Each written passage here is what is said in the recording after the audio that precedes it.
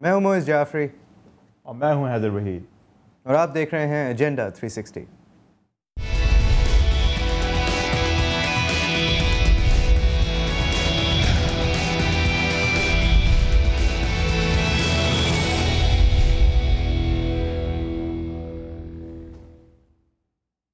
Welcome to agenda 360। आज हम बात करेंगे फवाद चौधरी साहब से। फवाद चौधरी साहब से इसलिए क्योंकि हुकूमती मौक़िफ़ जो है हमें बताया जाता है कि हम कम लेते हैं और सुप्रीम कोर्ट का मौक़िफ़ ज़्यादा लेते हैं। आज हमने कहा कि कुछ बराबर करें। सुप्रीम कोर्ट और हुकूमत का तनाव जो है वो और किसी के लिए नहीं तो कम से कम पूरी कौम के लिए जो है वो मनफी असरात उसके हो रहे हैं पूरे कौम पे।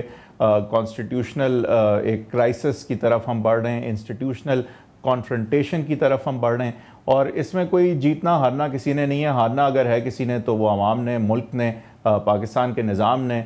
कहा यह जाता है कि इस वक्त सुप्रीम कोर्ट को भी शायद जो है वो थोड़ा सा पीछे हट के जमहूरियत को चांस देना चाहिए। दूसरी तरफ मौक़िफ़ लेकिन ये सामने आता है कि सुप्रीम कोर्ट अगर पीछे हटती है और रूल ऑफ लॉ के लिए आगे नहीं बढ़ती रहती तो इससे एक्चुअली डेमोक्रेसी को नुकसान पहुँचेगा। फवाद चौधरी साहब, आप जाहिर है कि आज एक ही गेस्ट हैं, आप हुकूमत का पॉइंट ऑफ व्यू देंगे। आप यूसुफ रज़ा गिलानी साहब के बेटे के वकील भी हैं। आपसे सर मैं पहले ये पूछूंगा, बहुत ज़्यादा हम हिस्ट्री में इसमें नहीं जाएंगे। सब जानते हैं कि ये अदलिया जब बहाल हुई सुबह के 5-6 बजे जब हुई तो आपने कोई खुशी से नहीं की थी, पीपल्स पार्टी ने आपको करनी पड़ी थी। ये बात छोड़ दें कि किसने कहा नहीं कहा, लेकिन करनी पड़ी आपको। हालांकि आप उस मूवमेंट का हिस्सा रहे थे एक ज़माने में जिसका क्रेडिट आपको जाता है और आपके काफ़ी कारकुनान ऐसे हैं जिन्होंने ख़ासी कुर्बानियाँ भी दी, लेकिन एंड में मजबूरी के तहत आपने अदलिया बहाल की। तो यानी कि रिलेशनशिप शुरू से ही थोड़ी स्ट्रेंड थी। सुप्रीम कोर्ट और आला अदलिया को यह पता था कि at the end of the day आप ये ना चाहते हुए आपने उनको बहाल किया है। उसके बाद ये रिलेशनशिप आगे चलती है। सबसे इम्पॉर्टेंट पहला जो केस आता है NRO का केस आता है। NRO पे सब जानते हैं उसको कलअदम करार दिया जाता है। मौका दिया जाता है पार्लियामेंट को कि अगर उसे वो इनैक्ट करना चाहे तो कर सकती है। 3-4 महीने का टाइम दिया जाता है। ऐसा फिर नहीं होता, आपके एलाइज नहीं मानते। ये रिलेशनशिप और आगे चलती है। कोई उस वक्त कोई बहुत डायरेक्ट जिसे कहते हैं कॉन्फ्रंटेशन नहीं नज़र आती। फिर हम देखते हैं कि 2-3 फैसले साथ आते हैं। NRO की जजमेंट के बाद जो है उसका रिव्यू भी डिसमिस होता है और फिर कंटेम्प्ट प्रोसीडिंग्स की तरफ हम जाते हैं। फास्ट फॉरवर्ड करें अब कि आपके क्लाइंट के वालिद साहब यूसुफ रज़ा गिलानी साहब, former prime minister of Pakistan, longest serving मुझे बताया जा रहा है अब वो नहीं है क्योंकि उनकी रिवाइंड जो हुए 26 अप्रैल की वजह से, but close to being the longest serving. अब राजा परवेज़ अशरफ साहब आ गए हैं और अब ये भी नज़र आ रहा है कि 2 हफ्ते के अंदर अगर वो ख़त नहीं लिखते, जो कि उनकी स्टेटेड पोजीशन है कि वो ख़त नहीं लिखेंगे, तो without any further argument and much further adieu we might be facing a situation जहाँ सुप्रीम कोर्ट अब पहले के अपने फैसले से भी बंधी हुई है। अब वो ये भी चाहे भी तो किस तरह के है कि नहीं यूसुफ रज़ा गिलानी साहब की कंटेम्प्ट थी लेकिन राजा परवेज़ अशरफ की कंटेम्प्ट नहीं है। तो यानी सुप्रीम कोर्ट को भी तमाम तर जो उन्होंने इक़दाम लिए हैं उनको मद्देनज़र रखते हुए कोई चॉइस नहीं नज़र आ रही मुझे उनके पास होगी कि ना कि वो राजा परवेज़ अशरफ साहब को भी डिस्क्वालीफाई करें। अब अगर आप पहले तो इस पे बताइए कि क्यों वो डिस्क्वालीफाई उनको नहीं होना चाहिए, और अगर वो डिस्क्वालीफाई हो जाते हैं तो आपकी हुकूमत उसी फराग दिली के साथ उस हुक्म को मानेगी जो कि मेरे ख्याल से आप पे आईनी फ़र्ज़ है कि आप माने। तो ये बताइए पहले तो आप क्यों समझते हैं कि वो डिस्क्वालीफाई नहीं होंगे जबकि यूसुफ रज़ा गिलानी साहब डिस्क्वालीफाई हुए? फैक्ट्स तो सेम है। पहली बात तो यह है कि यूसुफ रज़ा गिलानी साहब पाकिस्तान के लॉन्गेस्ट सर्विंग प्राइम मिनिस्टर हैं। उसकी वजह यह है कि वो इलेक्टेड थे। लियाकत अली ख़ान साहब पाकिस्तान के बाद जो पहला इलेक्शन हुआ था 1970 में हुआ था, तो 1970 के बाद ज़ाहिर है यूसुफ रज़ा गिलानी ही पाकिस्तान के सबसे तवील अरसा वज़ीर आज़म रहे, तो वो पाकिस्तान के सबसे तवील अरसा वज़ीर आज़म रहे हैं। जिसका मतलब है कि उनकी अकाउंटेबिलिटी और कड़ी होनी चाहिए, बट उस पर बाद में आएंगे। हाँ, उस पर बाद में आएंगे। बिल्कुल अकाउंटेबिलिटी के लिए तो हाजिर हैं। पॉलिटिशियंस ही की तो अकाउंटेबिलिटी होती है, यहाँ जजेस जर्नलों की तरफ तो मीडिया भी नहीं देख सकता। बहरहाल बात यह है जी कि आपने कहा कि क्यों नहीं होनी चाहिए, क्यों डिफरेंट होने चाहिए, क्यों नहीं होना चाहिए, दलील बता दें। इसलिए नहीं होना चाहिए कि जो आपने सबसे पहले अपनी बात की, आपने अपने इंट्रो में खुद ही इसका जवाब दे दिया कि हम एक ऐसी फजूल लड़ाई में हैं जिसका नुकसान जो है वो सिर्फ जमहूरी निज़ाम को हो रहा है। इसके ऊपर मेरी आपकी तो नुकसान आप पहुंचा रहे हैं या सुप्रीम कोर्ट पहुंचा रही है? पहली बात तो यह है कि हम तीनों का, बल्कि हमारा सबका एक कॉन्सिक्वेंस इस बात के ऊपर हमारा कंसेंसस है कि एक मजबूत जुडिशरी, एक मजबूत जमहूरी निज़ाम के लिए ज़रूरी है, इसमें कोई शुबा नहीं है। आपने मेरा जवाब दे दिया। बिल्कुल सही बात है, इसके ऊपर मैं अब हमारा कंसेंसस है। हम ये समझते हैं कि ये फजूल की लड़ाई क्यों है, ये इसलिए लड़ाई, देखें बात ये है कि आप हमें क्या क्या रहे हैं। अब मसला क्या आ रहा है? मसला ये आ रहा है कि एक तरफ आइन है, एक तरफ सुप्रीम कोर्ट का फैसला है, ठीक है। हमारी इंटरप्रिटेशन, हमारी तशरीह, पार्लियामेंट की मंशा जो वाज़े अल्फाज हैं वो ये है कि सदर को प्रोसिक्यूशन के खिलाफ एक तरफ आइन है, एक तरफ सुप्रीम कोर्ट का ऑर्डर है। ये वही आइन है जो कहता है कि सुप्रीम कोर्ट की इंटरप्रिटेशन का हक सुप्रीम कोर्ट के पास होगा, आइन की इंटरप्रिटेशन का हक। आपके आइन में ये नहीं कहता क्या? मुझे बताएं, जो सारी जुडिशियल पावर्स जो हैं वो कन्फर की गई हैं कॉन्स्टिट्यूशन में, वो हैं क्या जुडिशियल पावर्स पर? If it's not about interpretation, नहीं क्यों नहीं लिखा हुआ? जुडिशियल पावर इंटरप्रेट अगर कॉन्स्टिट्यूशन को करने की नहीं है तो फिर झाड़ू पोछे लगाने की तो नहीं है ना। किस चीज के लिए? इस बात में देखिए आप फिर यानी कि इस ढांचे के खिलाफ बात कर रहे हैं कि उनके पास पावर ही नहीं है इंटरप्रेट करने की कॉन्स्टिट्यूशन। मैं पॉइंट और देना चाहता हूँ। मैं आपसे ये कहना चाह रहा हूं कि ये आइन में कहीं नहीं लिखा हुआ वाज़ेह तौर के ऊपर कि इंटरप्रिटेशन सुप्रीम कोर्ट ने करनी है, लेकिन हम और कौन करेगा? मेरी आप बात है ना, पॉइंट पूरा नहीं होने दे रहे, दोनों अचानक दरमियान में जज्बाती हो जाते हैं। बात यह है, मैं ये कहना चाह रहा हूं कि लेकिन हम मानते हैं कि इंटरप्रिटेशन का इख्तियार सुप्रीम कोर्ट का। चलिए आपने कन्फर किया पावर, कॉन्फर किया, क्यों कॉन्फर किया? कन्फर तो की है, पार्लियामेंट ने कन्फर किया है ना, लेकिन चाहे लिखा हो या ना लिखा हो, अगर कोर्ट है तो वही इंटरप्रेट करेगा। मैं आपसे ये नहीं कहीं नहीं लिखा हुआ। अच्छा, मैं आपसे ये कहना ये चाह रहा हूं कि जो पार्लियामेंट ने पावर कोर्ट को दी है वो एक्सरसाइज करने के भी उन्होंने उसके तरीक़ेकार बताए हैं। अब मसला वहां मैं ये बता दूं कि मोइस की तरफ देखने का ये मतलब नहीं होगा कि मैं सुनना छोड़ दूं। नहीं, आप जरूर सुनें। मैं आपसे ये कह रहा हूं कि जब पार्लियामेंट ने एक इख्तियार दिया अदलिया को, उसके साथ उसकी हदूदो क़यूद और तरीक़ाकार भी तय कर दिया। अब कल अमेरिकन सुप्रीम कोर्ट का फैसला आया है, आपने देखा है, रिपब्लिकन कोर्ट है, मेजॉरिटी जजेस आर अपॉइंटेड बाय रिपब्लिकन्स, और उन्होंने जो डेमोक्रेट प्रेसिडेंट है उसके बिल को कॉन्स्टिट्यूशनल वैलिडिटी दी और कहा, उन्होंने कहा क्या है? उन्होंने कहा है कि जो लोग हैं जब वो कोई अपनी पॉलिटिकल चॉइस करते हैं तो फिर कॉन्सिक्वेंसेस भी वो खुद भुगते हैं। ये नहीं कहा सर, उन्होंने कहा है कि जो भी कॉन्सिक्वेंसेस हैं उनको उस कॉन्सिक्वेंस से बचाना हमारा काम नहीं है, हमारा काम ये भुगते नहीं। यानी कि आपने गलत बंदे को वोट दे दिया है, अगर तो वो बुरी गवर्नेंस अगर करता है, ये नहीं कहा उन्होंने, ये नहीं कहा। अच्छा, मैंने वो नहीं फैसला पढ़ा, मैं लेकिन मैं आपको नहीं चॉइस ऑफ इंटरैक्टिव सेशन है, ये क्वेश्चन आंसर नहीं बोली जा रही है ना, मेरी बात सुनेंगे। मेरी एक बात नहीं, क्योंकि आपने अभी एक बात कह दी है, आपने एक बात अभी कही है, पार्लियामेंट का इख्तियार नहीं है और सिर्फ सुप्रीम कोर्ट ने, देखें सुप्रीम कोर्ट शाही फरमान नहीं जारी कर सकती। मतलब सुप्रीम कोर्ट नहीं कर सकती, आइन के दायरे में कर सकती है सर, आइन से तजावुज करना सुप्रीम कोर्ट का भी इख्तियार नहीं है। सुप्रीम कोर्ट ने हर मामले में आइन से तजावुज किया। आइन में क्या लिखा है ये फैसला सुप्रीम कोर्ट करेगी? क्या सिटिंग प्राइम मिनिस्टर क्या लिखा है आप नहीं फैसला करेंगे? आइन में सिटिंग प्राइम, मसलन सुप्रीम कोर्ट कल कहे कि हैदर साहब को उठा के आर्मी चीफ बना दें तो ये फरमान हो गया। अगर हम ये फैसला मान ले तो वो भी मान ले। नहीं देखें ना, वो दो अलग बातें अगर हम ये कहते हैं, देखिए सुप्रीम कोर्ट में पहली बात तो मैं आपसे ये अर्ज करना चाहता हूं कि जिस तरह पार्लियामेंट की हदूद व क़यूद है, जिस तरह एग्जीक्यूटिव की हदूद व क़यूद है, इसी तरह जुडिशरी की भी हदूद व क़यूद है। हमारी उसी हदूद व क़यूद में रहते हुए वो तशरीह कर सकते हैं आइन की। उसी हदूद व फैसला करेगा, आप फैसला करेंगे कि वो नहीं कर रहे हैं इंटरप्रिटेशन, तो कल को मेरे खिलाफ सुप्रीम कोर्ट कोई फैसला करता है, मैं बोलूंगा मेरे ख्याल से गलत है। अगर आप समझते हैं कि सुप्रीम कोर्ट ने अपने हद से तजावुज़ किया है और उसकी वजह जो है वो कोई एक जज या दो जज या तीन जज हैं, इसका भी मामला जो है वो आइन के अंदर दर्ज है। सुप्रीम जुडिशल काउंसिल मुशर्रफ साहब ने कोशिश की थी। सुप्रीम जुडिशल काउंसिल क्या करे?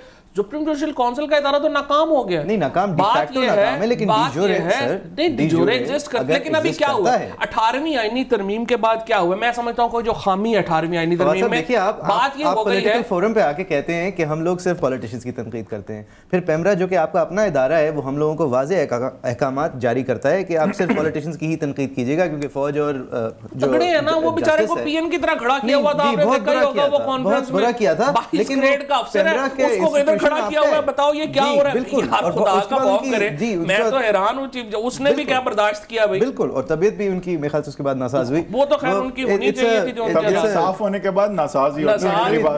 देखिए the thing is, no one second, अगर आपको और जजेस के अंदर पूरा कैमरा जा रहा है और वो बता रहा है कि ये जनाब जज साहब ने ये कहा, अगर आपको मैंने सवाल ही नहीं किया, सवाल कर रहे हैं खलीफा, अगर आप कह रहे हैं कि हुक्म इस तरह जारी हो रहे हैं कि बगैर किसी तरीके के, बगैर किसी बैलेंस के, तो सर ये शिकायत एक प्राइम टाइम टीवी शो पे आके करने से दूर तो नहीं हो जाएगी? ये शिकायत दूर करने का तरीका जो है वो सुप्रीम जुडिशियल काउंसिल है, उसको फाइल करें भाई। सुप्रीम जुडिशियल, आपने आईनी तरमीम लाएं, चौथी लाएं, सुप्रीम जुडिशियल काउंसिल को दाद दें, बिल्कुल लानी चाहिए। मैं आपसे बिल्कुल मुत्तफिक हूं, आईनी तरमीम लानी चाहिए। 18वीं आईनी तरमीम में इस वक्त क्या है, पार्लियामेंट जवाबदेह है लोगों को, एग्जीक्यूटिव जवाबदेह है पार्लियामेंट को, जजेस जवाबदेही नहीं है, नहीं होते जवाबदेह जज हैं, वो किसी को भी जवाबदेह नहीं है। नहीं, जवाबदेह वो हैं अगर वो आईन से तजावुज करते हैं, उनके खिलाफ रेफरेंस फाइल हो सकती है। कहां?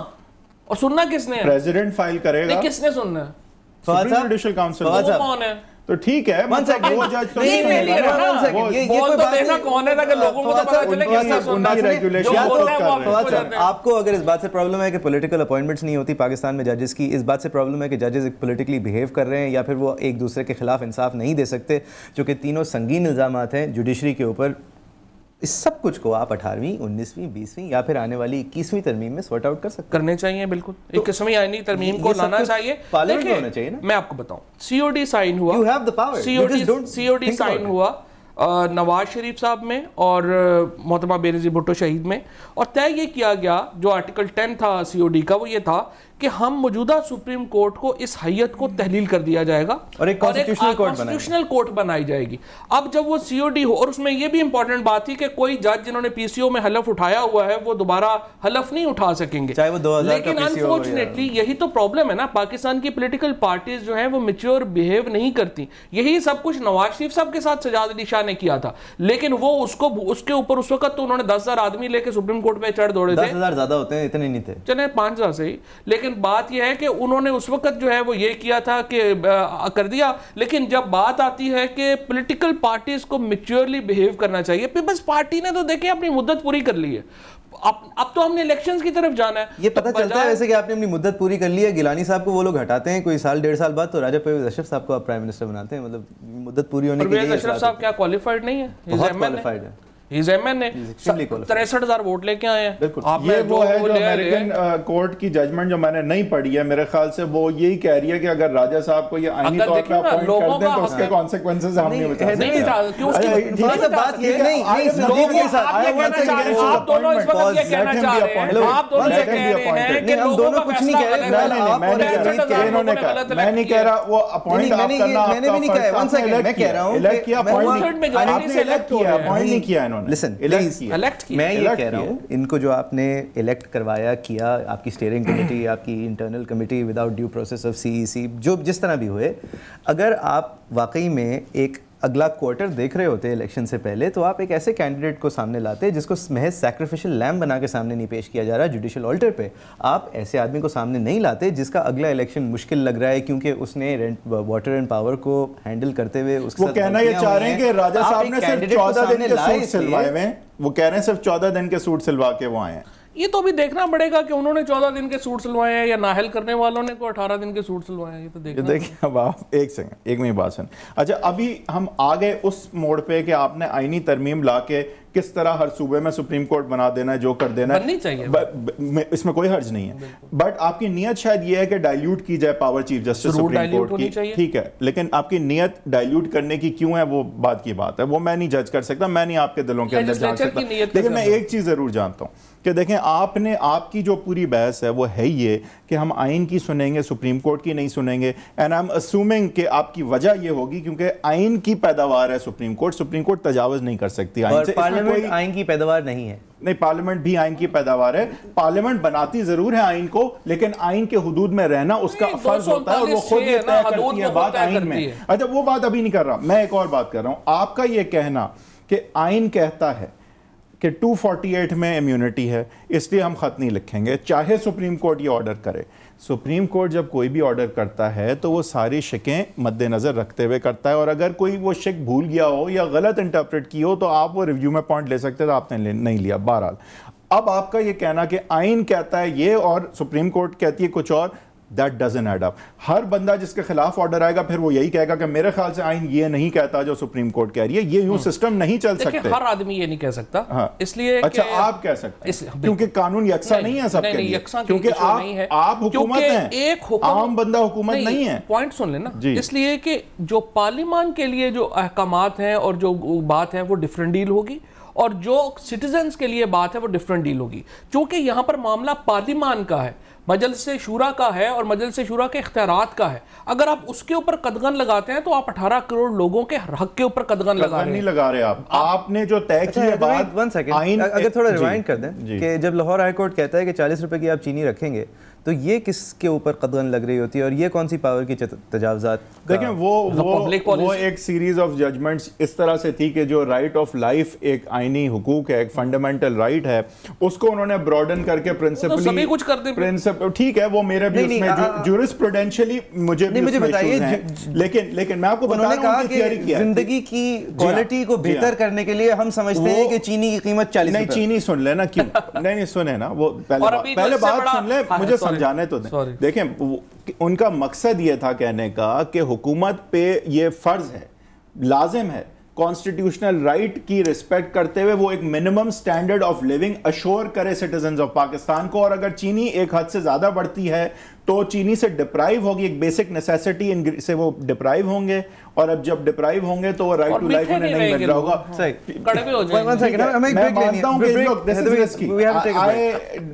I do agree with you that on a jurisprudential standpoint can be a bit like people can have two views on it. सही, एक ब्रेक के बाद इसी डिस्कशन को कंटिन्यू करने की कोशिश करते हैं। हमारे साथ फवाद चौधरी साहब मेहमान हैं और हैदरवीद हमारे साथ हैं एज ऑलवेज। आप देख रहे हैं agenda 360, back with you after break.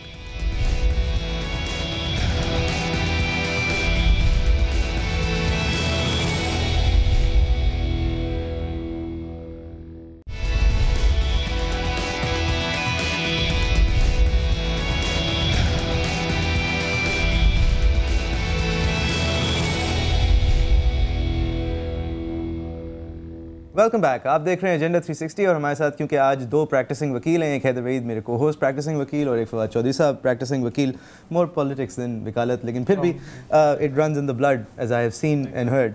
ये मुझे बताएं कि supreme judicial council is for the जजेस, अब एक कमीशन है, उस कमीशन को हुसैन हक्कानी साहब कहते हैं कि ये फैक्ट फाइंडिंग कमीशन है, इसके पास रूल ताकत ये नहीं है एक डिसीजन देने की इस तरह के कि जिसके लीगल कॉन्सिक्वेंसेस हों।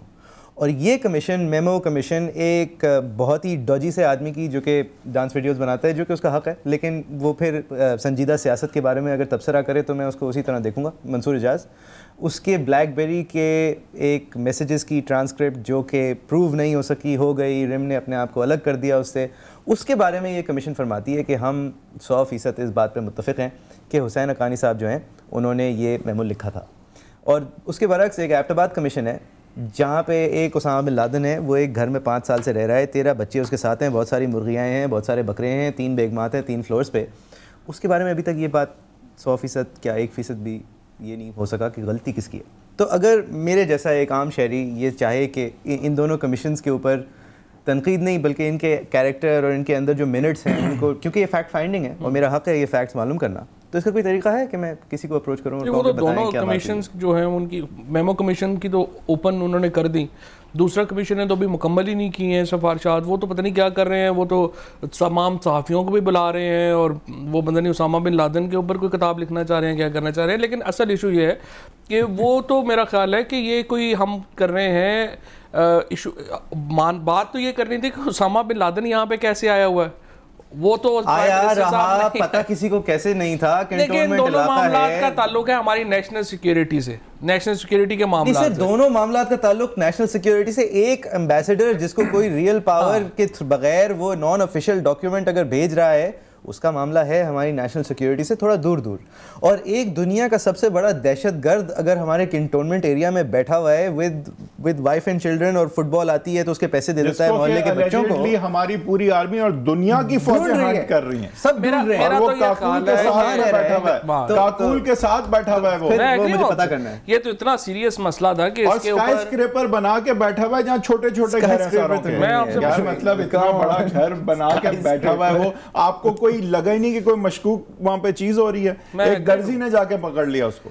बात यह है कि हमें ये तो देखना देखें इतनी खतरनाक दर्जी का भी वो उससे इंफॉर्मेशन मिली थी कि इतने तो बन रहे हैं। अब जब आगे कहते हैं एमन अल ज़वाहिरी आप कहते हैं तो हम ऐसे शर्मिंदा से होके मुंह देख के कहते हैं पता नहीं अब क्या इधर ही होगा या क्या करें। अब इसके जवाब नहीं लगता इससे आपको, आप हुकूमत डर लगना चाहिए मेरा ख्याल है, इसमें तो हर आदमी को डर लगना चाहिए। इतना सीरियस बात थी। अब मैं देख रहा था कि जो उन्होंने प्रेसिडेंट ने सर, लेकिन क्या इकदाम आपने लिए कि ज़वाहिरी कहूटा से ना निकला है कल? बस ये तो इकदाम तो अब ये इकदाम तो जो है वो पाकिस्तान में तो अल्लाह लेगा।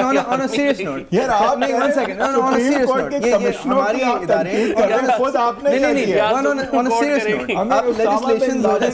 किया? मिल रहा है आपको, और आपने उसके बाद अपनी सिक्योरिटी जो है वो क्या सख्त किस तरह की है कि ज़वाहिरी का उठा से नहीं मिलेगा? मुझे बताएं। नहीं बिल्कुल आपकी बात सिक्योरिटी सख्त नहीं है। तो सवाल ये है कि सिक्योरिटी भाई कंप्लिसिट होना या ना होना की बात है ना, कि हमारे कौन से लेवल तक कंप्लिसिट हम कौन से लेवल तक नहीं। 1 सेकंड सर, मैं ये नहीं कह रहा कि हमारे कोई कंप्लिसिट हैं, मैं ये कह रहा हूँ लेकिन कि एक आदमी को वहां पे घर दिलाना, इतने साल रखना, इसके अंदर ये बात सामने तो आती है ना, भाई किसी को पता होगा उस इलाके का, और जिसको पता होगा उस इलाके का उसको इस इलाके के मोस्ट फेमस रेजिडेंट्स का कोई शर्मिंदगी की बात नहीं है, डर की बात है, डर की भी बात। तो मेरा उससे बहुत कम छोटा घर है, मेरी बहुत कम बीवी हैं और बहुत कम बच्चे हैं उससे, लेकिन मेरा घर भी जो है ना ऐसे नहीं चलता, मुझे मेहनत करनी पड़ती है, मुझे काम पे जाना पड़ता है, खुदा ना करे मुझे काम पे जाना पड़ता है, मैं कुछ करता हूं तो पैसा आता है, उसके बाद even to sustain that house and 13 people, how do you sustain an existence like that even without money coming from without being completely insular? How can you do it? How can you do it? Agreed. I agree with both of you. नहीं, not agreed. ये पूछे ना इस commission से। I agree कि ये बड़ी डर की बात है, बड़ी खौफ की बात है, हमारी जो एजेंसीज का फेलियर है, हमारा फेलियर है, और भाई इसके ऊपर कुछ करना चाहिए। और अगर एमन अल ज़वाहिरी भी इधर मिल गया तो फिर बेड़ा गर्क हो जाएगा, ऐसे हम लाइटली ना लें। बिल्कुल एग्रीड। मैं इसके ऊपर फ्रैंकली मैंने कुछ नहीं करना, मैं भी आपकी तरह मैं ही कहूँगा यार कुछ करो, हमें ना मरवा देना, अल्लाह इसके ऊपर अल्लाह ही रहम करे। फरियाद तो है कम से कम। देखिए मेरा वापस वही सवाल, मेमो कमीशन अगर एक एनर्जी के साथ चल सकती है पेट्रोल बगैर खाए, तो ये एबटाबाद कमीशन को भी तो रुख आप दिखा सकते हैं। उनको पेट्रोल काफी मिल रहा था, इनको नहीं मिल रहा, आप क्या करें? नहीं तो आप कमीशन को आप ये प्रेशर कर सकते हैं ना सर, इस पे तो प्रेशर कर सकते हैं। जुडिशरी को और हम प्रेशर करें, जुडिशरी नहीं है, ये फैक्ट फाइंडिंग कमेटी है, ये फैक्ट फाइंडिंग कमेटी, ये जो कमेटियां हैं, और ये वो फैक्ट फाइंडिंग कमेटी है जो प्रेस कॉन्फ्रेंस कॉल करती है। पहला सवाल ये होता है वो था वहां पे या नहीं था, तो वो कहते हैं ये अभी से बता देंगे तो क्या फायदा। प्राइम मिनिस्टर आप मुझे ये कह रहे हैं कि आपकी पूरी इंटेलिजेंस एजेंसीज को, CIA को, मोसाड को, रॉ को, किसी को ये उस वक्त तक नहीं पता था कि ओसामा बिन लादेन वहां रह रहा है, और आप कहते हैं कि ये कमीशन अभी से आपको सारे जवाब दे दो। ये बात भी तो देखें। ये बात भी सही है, लेकिन सवाल वापस about the judiciary and the people's parties role. आप लेजिस्लेटिव जीनियसेस हैं ना सर, आपने इतनी तरमीम कर दी, वैसे I must commend you on your legislative work. वो अलग बात है कि लेजिस्लेशन के बाद जो गवर्नेंस का मामला आता है तो आप लोग फिर वो तो छुट्टी पे चले जाते हैं। वो फिर नहीं, गवर्नेंस में भी देखें, गवर्नेंस में मैं एक बड़ी सीनियर ब्यूरोक्रेट से बात कर रहा था, मैंने कहा भाई आप लोगों ने गवर्नेंस जितनी डिलीवर होनी चाहिए नहीं हो। उन्होंने कहा जी बात यह है कि 8:45 पे हम घर निकलते हैं, 9:15 पे सुप्रीम कोर्ट होते हैं, 5:40 पर सुप्रीम कोर्ट से निकलते हैं, 6 बजे दफ्तर होता है। चौधरी साहब वो काम कर रहे होते हैं तो उन्हें बुलाने की नौबत ना आती। आप कहना चाह रहे हैं इसका जवाब इससे बेहतर, देखिए इससे बेहतर एक चीज है, ठीक है आपके प्राइम मिनिस्टर साहब पिटिशन में जकड़े हुए हैं, ठीक है आपके सारे डीजीज जो हैं वो पिटिशन में जकड़े हुए हैं, सारे आपके सेक्रेटरीज जो हैं वो सुप्रीम कोर्ट के फेरे लगाते हैं, लेकिन ग्रेड 20 के भी ऑफिशियल्स हैं पाकिस्तान में, 19 के भी हैं, 17 के भी हैं, 18 के भी हैं, 16 के भी हैं, 15 के भी हैं, और उनको पॉलिसी डिसीजंस कोई दे चुका है। ये जो ग्रेड 21 वाला आदमी है ये शहबाज शरीफ टाइप काम नहीं करता, इसको कैंप ऑफिस जाके नहीं लगाने होते, कोई भी काम नहीं करता ना आपके अंडर, तो काम होता ही नहीं है। नहीं, मैं आपको ऐसा नहीं है, मैं थोड़ा सा आपसे ऑन सीरियस पार्ट डिफर करूँगा। एनर्जी क्राइसिस असल में इतना डायरेक्ट एक कह लें डिज़ास्टर है, जो हर घर में जब बिजली जाती है हर आदमी फील करता है कि बेड़ा गर्क हो गया। लेकिन अगर आप 4 सालों में इस एक सेक्टर को छोड़ के, एनर्जी सेक्टर को छोड़ के, मसलन एग्रीकल्चर सेक्टर ले लें, 3.1% के ऊपर ग्रोथ हुई है। पाकिस्तान में जितनी कंपनीज जो हैं कंज्यूमर गुड्स बनाती हैं गांव के लिए, उनके प्रॉफिट्स में इजाफा हुआ है। क्यों इजाफा हुआ है? क्योंकि आप एक एग्रेरियन पार्टी हैं, आप अपने एग्रीकल्चरल वोटर बेस को स्ट्रेंथन करते हैं, मिनिमम प्राइसेस बढ़ाते हैं, किसान को ताकत देते हैं। बिल्कुल गलत बात है, तो अच्छी बात है, मैं नहीं कह रहा बुरी बात है, मैं कह रहा हूं ये तो इसलिए करते हैं ना, इसलिए एग्जिस्टेंशियल थ्रेट है। किसान कॉन्स्टिट्यूट 65% ऑफ दिस नेशन। वो पूरे 65% को आप हेल्प नहीं करते, उनको भी मिलती है ना, लेकिन मिनिमम प्राइसेस आप बेहतर करते हैं क्योंकि आपकी ये हैयत का सवाल है। ये पीपल्स पार्टी का एग्जिस्टेंशियल थ्रेट है। बिल्कुल, हम जो नहीं है ना उसको अप्रोच नहीं करते। पाकिस्तान का बात है, बिजली भी पाकिस्तान के लिए उतनी बड़ी थ्रेट है। जो है रूरल इकोनॉमी को यकीनन प्रायोरिटी मिली है। एग्रीकल्चर टैक्स आप लोग लगाने जाते हैं तो आपके जो इंटीरियर कोर मेंबर्स हैं वो थोड़े गुस्सा हो जाते हैं। आप लोग अगर जीएसटी वैट इंप्लीमेंट कराने जाते हैं तो जो ट्रेडर्स आपके साथ गलती से हैं वो गुस्सा हो जाते हैं। आप लोग क्या इसलिए काम नहीं कर पाते, इसलिए आप हर आदमी का अपने एक नुमाइंदा रखा हुआ है? यहाँ पर दोबारा मैं आपसे कहूँगा, सिर्फ पीपल्स पार्टी का नहीं, इसमें तमाम पॉलिटिकल पार्टीज, अगर हम एक तरमीम के ऊपर अगर हम इसके ऊपर इकट्ठे हो सकते हैं कि हॉर्स ट्रेडिंग के ऊपर जो है वो फॉरेन पार्टीज आती हैं, पार्टी लोग आते हैं, अगर हम इकोनॉमिक एजेंडे के ऊपर इसके ऊपर क्यों नहीं इकट्ठे होते कि ताजरों को भी टैक्स देना चाहिए और एग्रीकल्चर टैक्स भी लगना चाहिए? तो इसमें तो पॉलिटिकल एक मैच्योरिटी का मामला ना, पीपल्स पार्टी को तो आप आइसोलेट ना करें। इसमें तो बाकी पार्टी डिवॉल्व कर दिया एग्रीकल्चर टैक्स का हिस्सा, डिवॉल्व कर दिया, डिवॉल्व हो गया। तो आप जरा सिंध के अंदर फोकस करें। आप सिंध की पार्लियामेंट के अंदर मुझे बता दें कि कौन चाहेगा कि एग्रीकल्चर टैक्स जो है वो उनकी वॉच में लगे, जबकि उनकी अपनी आमदन बाय परसेंटेज में आपको नहीं बता सकता, लेकिन जितने रिप्रेजेंटेटिव्स हैं उसके अंदर मेजॉरिटी उन्हीं की है जो कि उससे काम चलाते हैं। देखिए provinces, notwithstanding Sindh, Punjab, चारों जो प्रोविंसेस है ना, उनका जो टैक्स नेट है एनएफसी अवार्ड से अब उनको इतना ज़्यादा मिल जाता है, अनफॉर्चुनेटली वो इंटरेस्टेड ही नहीं है टैक्स लगाने में।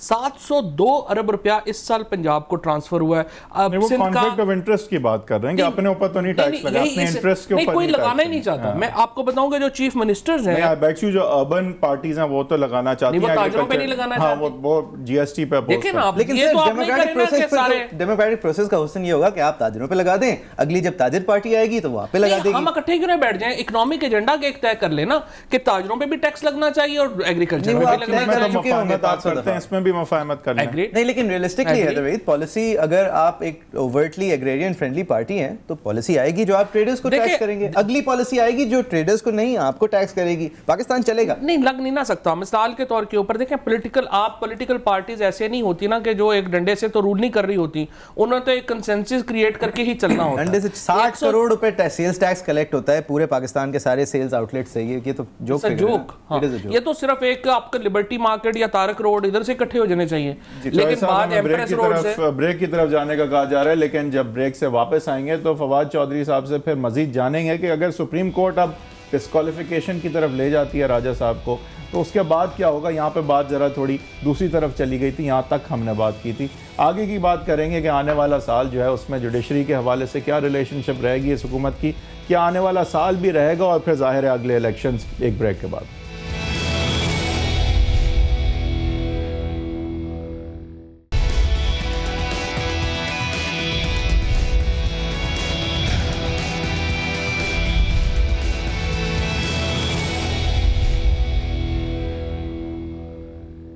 Welcome back from the break. Fawad Chaudhry sahab के यहाँ होने का हम फ़ायदा उठा रहे हैं। बहुत लाइवली डिस्कशन चल रही है जुडिशरी और हुकूमत के तनाव के हवाले से। हमने पिछली भी कुछ बातें की, आजकल की बातें कर रहे हैं, लेकिन हम अब एक आने वाला साल है और ये एक ख़ासकर इम्पॉर्टेंट साल है क्योंकि इलेक्शंस होने।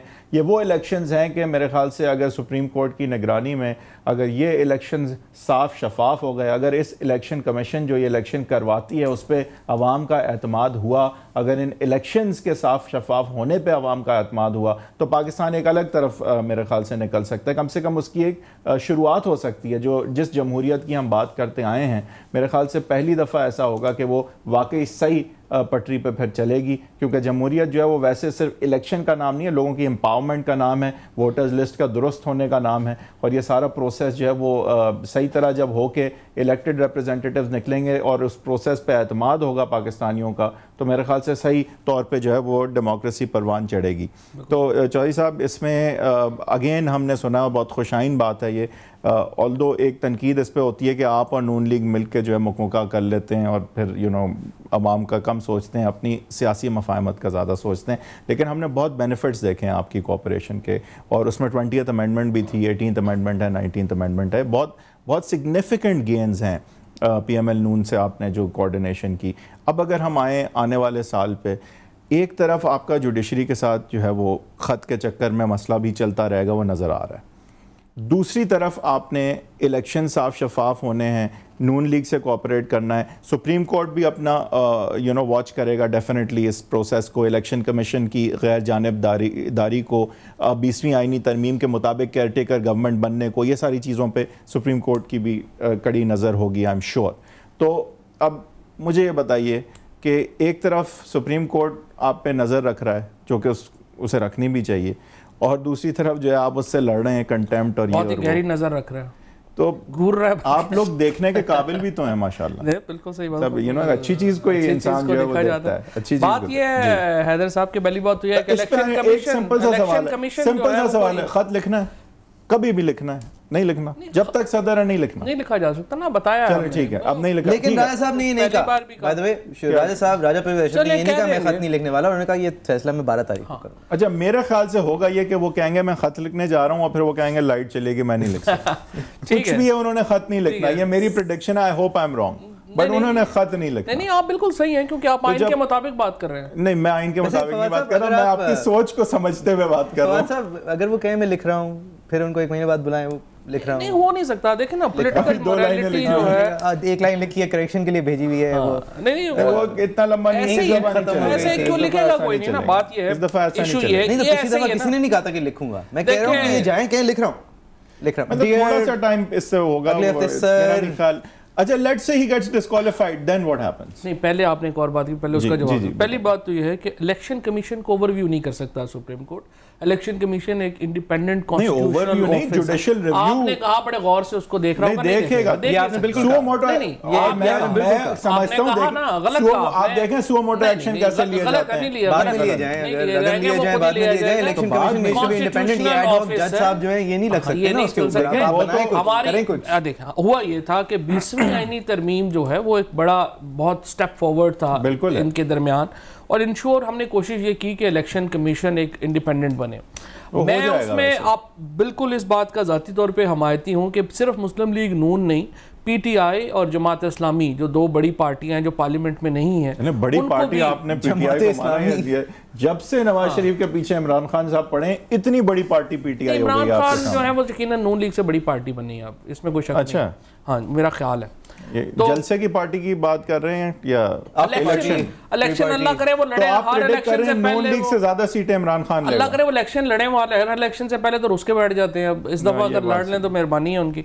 अच्छा, बात यह है कि अगर तो ये इलेक्शन कमीशन एक ऐसा होना चाहिए, और आपने बिल्कुल सही बात कही है कि अगर ये हम इंडिपेंडेंट फ्री इलेक्शन करा गए तो फिर पाकिस्तान का एक नया दौर शुरू होगा, आगे जाने का, अकाउंटेबिलिटी भी आएगी, याद रखा जाएगा अगर आप जीते ना जीते, सुनहरी स्याही से आपकी पार्टी का नाम लिखा जाएगा। आप एक दफा इस मुल्क में साफ शफाफ इलेक्शन करवा दें। की थी वज़ीर आज़म यूसुफ रज़ा गिलानी ने जो अपने आखिरी स्पीच भी की थी पार्लियामेंट में, उन्होंने यही बात तक रेडी होंगे। इलेक्टोरल पोल्स ऑलमोस्ट रेडी हैं मेरा ख्याल है, जितने अबाउट जो उन्होंने आखिरी रिपोर्ट जब सबमिट करवाई है सुप्रीम कोर्ट में, वो कहते हैं कि हम by July everything will be ready. तो यानी तरीका क्या होगा कि वो कौमी शनाख्ती कार्ड को स्वाइप करेंगे, बार कोड कोई, इसके लिए तो 2-3 वो है। अगर आप मशीनों पे जाएंगे तो वैसे करेंगे तो इलेक्शन कमीशन में भी ज़्यादा बेहतर होगा पोजीशन में, उसको भी होना चाहिए। लेकिन इस वक्त में हमारी जो असल बात आपने की ना, हमारी ये रिक्वेस्ट ये है तमाम पार्टीज़ के साथ, जो राजा परवेज अशरफ साहब ने भी कल बात की है कि भाई अब आप ये खत लिखने लिखाने ये वो छोड़ें, आप हमारे साथ बैठे आके इलेक्शन कमिश्नर तय करते हैं और फ्रेश इलेक्शंस की बात करते हैं। पीपल्स पार्टी मुकम्मल कर चुकी है अपना टेन्योर, अब हमारा इंटरेस्ट ही सिर्फ ये है कि एक स्मूथ ट्रांजिशन हो, इलेक्शंस हो, उसमें वोट डलें, अगर हम जीते हम जीते, हम नहीं जीते ना जीते। अभी हमारी जो कंसंट्रेशन है, पॉलिटिकल पार्टीज जो हैं उनको ये चाहिए कि ये अब 6 महीने पहले आप उतार लेंगे तो क्या होगा, 6 महीने बाद उतार लेंगे तो क्या होगा, इसको आप छोड़ दें। यूसुफ रज़ा गिलानी साहब के जाने से फ्रैंकली को पार्लियामेंट मजबूत नहीं हुई, यूसुफ रजा गिलानी के जाने से कोई पाकिस्तान में कॉन्स्टिट्यूशनलिज्म कोई अच्छा नहीं हुआ, पूरी दुनिया में मजाक ही बना है सुप्रीम कोर्ट का। गार्डियन देख लें, न्यूयॉर्क टाइम्स देख लें, रूल ऑफ लॉ के हवाले से ये बात तो आई है ना कि कानून यकसा है सबके लिए, वजीर आजम भी अगर नहीं बात मानता सुप्रीम कोर्ट, लेकिन ये आपकी बात है ना, वो guardian, wall street journal, New York times, मजाक उड़ाया दुनिया भर में। और ये आज की क्या मजाक क्या उड़ाया, क्या इसमें मजाक उन्होंने कहा है कि ये सुप्रीम कोर्ट मजाक तो नहीं उड़ाया, लेकिन उन्होंने उसको इस तरह नहीं देखा जिस तरह आप देख रहे हैं वैसे नहीं देखा। खैर वो बात और हो जाएगी। बात ये है कि हमें इस वक्त ये चाहिए तमाम पॉलिटिकल पार्टीज को कि कुछ थोड़ी बहुत मैच्योरिटी का मुजाहरा करें।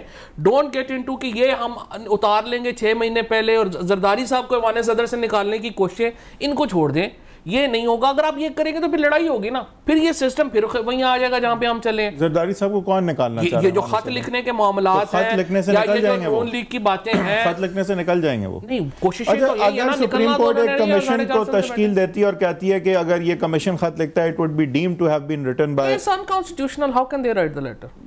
No commission can write the letter. I don't know. बात ये है कि कोई आपका कहने का मतलब है कि सुप्रीम कोर्ट ही हमारे फॉरेन ऑफिस भी बन जाएगी, ये तो नहीं हो सकता।